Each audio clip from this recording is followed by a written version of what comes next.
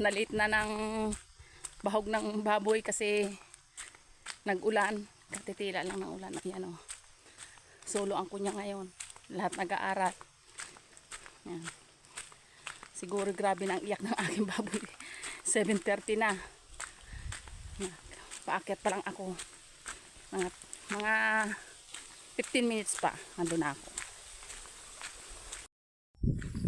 Doon pa. Doon sa dulong yun. Doon ang aking baboy. Araw-araw nilalakad ko yan. Kasama na exercise. Umaga, hapon. Yan. Nilalakad ko to. Para exercise na din.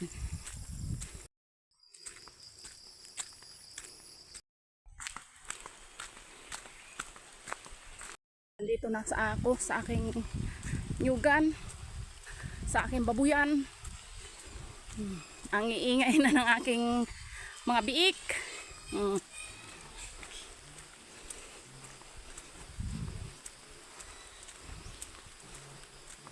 Ingay na. Okay. Inahin.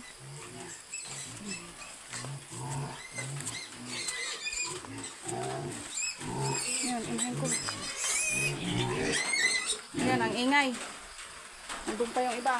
Doon sa kabila. Mga gutom na yan, oh.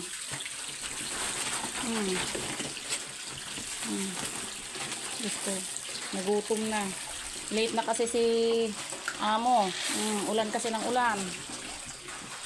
Wala, nag-aaway na, oh. Wala pang isang buwan yan. Pakabusog ka na dyan.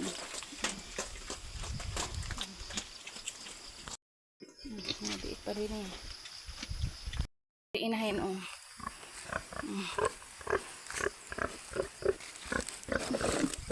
Nakatali muna siya dyan kasi siya ay bagong barako. Bawal magsampa sa kulungan.